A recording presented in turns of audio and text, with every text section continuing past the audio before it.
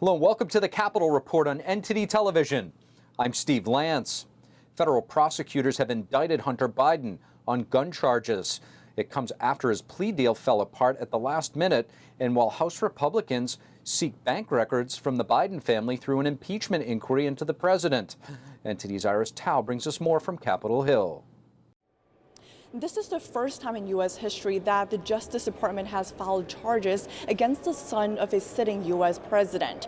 Hunter Biden is accused of lying about using drugs when buying a gun in 2018. And now he's facing up to 25 years in prison if he's convicted of all criminal counts in his indictment. Democratic lawmakers told us today that they think today's development shows that the DOJ is fair. The Justice Department will do its will. I think that this shows that we have a judicial system that is treating people equally. But former President Trump, who was also indicted by the DOJ, today criticized that the gun charge is the only crime by Hunter Biden that does not implicate Joe Biden. And some Republican lawmakers told us today, just came out today. Nothing surprises me that he does illegal. I wish it had been uncovered 4 years ago. And ironically, that's the one crime that he committed that you cannot tie Joe Biden into. Where are the charges on human sex trafficking, FARA charges, money laundering? Hunter Biden's indictment comes after his plea deal fell apart in July amid scrutiny by House Republicans. It also comes right after House Speaker Kevin McCarthy just this week launched an impeachment inquiry into President Joe Biden. But House Democrats today criticized. There is no evidence, not a shred of evidence, that President Biden engaged in wrongdoing. But McCarthy insists that President Biden could be involved. We do know that he went to meetings, and when he went to these dinners, the son got a new Porsche. He got more than $3 million. Meanwhile, Republican Congressman James Comer and Ralph Norman told me today that they don't think today's indictment of Hunter Biden would have any effect on the ongoing impeachment inquiry into President Joe Biden. Reporting from Washington, D.C., R-Ariz, NTD News. What will come out of the impeachment inquiry into President Biden? To discuss that and the ongoing budget battle in Congress, we have Congressman Andy Biggs of Arizona. Congressman Andy Biggs, thank you so much for joining us. Thank you. Thanks for having me. Of course, Congressman. Closed-door meeting earlier today with Speaker of the House regarding the timetable of the impeachment inquiry with former President Biden. What might we expect? Well, so with the impeachment inquiry, the three committees that are working on it, each kind of working within their own niche, we're going to continue to acquire records. There'll be some more depositions. Some more subpoenas issued, and then at some point, I know they want to push this through really fast, but I want to make sure that we have an unassailable case. I think the case is pretty strong now, but I'd be surprised if we get into anything within the next 5 weeks, really. Congressman, in terms of the inquiry itself, Democrats have argued that you already have enough subpoena power. Is that contextually accurate, and how does an official inquiry change the dynamic? Well, it's not necessarily accurate in the sense that when you're doing an impeachment inquiry, you typically get quicker and more fulsome responses from the subject of a subpoena. So DOJ, others have basically stonewalled us or been very, very slow in producing documents. And as you know, sometimes they've even denied documents until we've put them to the test, and then they've produced them. So I think we actually get a little bit more power with impeachment inquiry status, and that will allow us to press forward at a more rapid pace than we've been able to go. Congressman, I want to get your thoughts on the budget battle looming. I guess first and foremost, do you see a path forward? The Freedom Caucus often takes a lot of heat from the mainstream media, but correct me if I'm wrong, the way I see it is sort of that, and I could be wrong, that you know, you guys are not necessarily reinventing the wheel. You're seeking what you had previously proposed to other members within your own caucus that was agreed upon.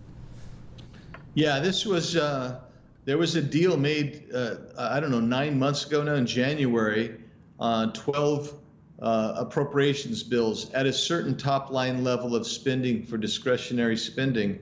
the people who've moved the goalpost is really the leadership team, who's the Speaker's office, who's kind of stayed back. You know, this should have been done at the end of June, so it could get over to the Senate. That was the idea. You get it done by the end of June, you get it to the Senate. Senate has a month and a half to pass it out, make their adjustments, and then you go to conference committee, and then by the middle of September, you're ready to vote on 12 appropriations bill where everybody knows what's in the bills. That's not what they're doing here, of course. Now, I mean, the Speaker has been talking about a clean continuing resolution. For people who don't know what that is, it means that you keep spending at the current level, which is the level of the Biden, Schumer, Pelosi budget, which means it's an excessively high level. And the bottom line is this, never forget this, they're trying to spend $7 trillion when our revenue rate's about $5 trillion. So, Congressman, how to get the Democrats to sort of come to the table and make, you know, a compromise that would be, you know, a path forward? Well, you're really not probably going to get in the House.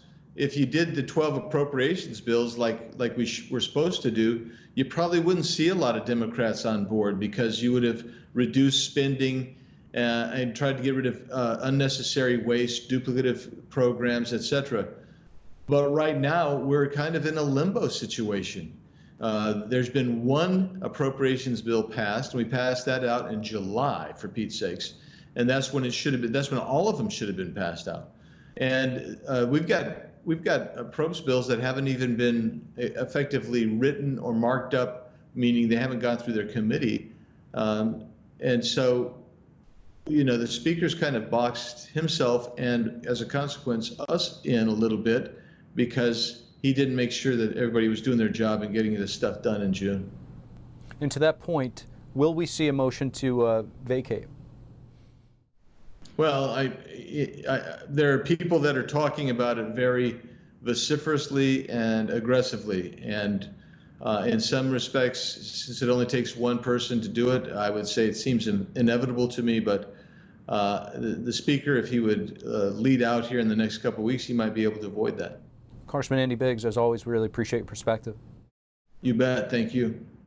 Bidenomics versus meganomics. As Washington moves closer to a funding deadline, President Biden is in Maryland today, once again touting his economic agenda by taking jabs at Republicans and his predecessor. Because the country should know the facts. They should know the choice between Bidenomics and meganomics. Under their plan, the top 1%, 1/10 of 1% of households that make over $4 million a year are going to get another tax cut worth more than 2 times what the typical American family makes in a single year. The term meganomics was first introduced under the Trump administration. Its main goal was to sustain economic growth by cutting taxes and regulation.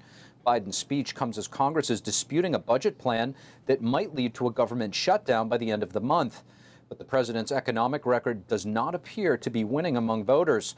Public disapproval now standing at a staggering 63% in a Wall Street Journal poll. That's as rising prices and inflation are eroding pockets of many Americans. According to a report from the Census Bureau, household income has declined for the 3rd year in 2022. This August, inflation accelerated for the 2nd straight month as gas prices continue to rise. A partial victory for GOP Representative Scott Perry. This in his fight to keep his phone records protected, part of a federal case against former President Trump in what took place after the 2020 election. The ruling by a U.S. appeals court unsealed yesterday says some of Perry's cell phone data should be shielded, specifically his discussions with other members of Congress on the certification of the 2020 election results. But they decided not all of Perry's communications are necessarily protected when it comes to his texts with people outside of Congress. They ordered a lower court to go back and review each communication. And in the Senate, Majority Leader Chuck Schumer has announced he will lead a bipartisan congressional delegation to China. The high-profile visit will also include stops in Japan and South Korea. Schumer has maintained a tough stance on China. He's backed legislation to improve U.S. semiconductor competition against China and limit the flow of technology to the CCP.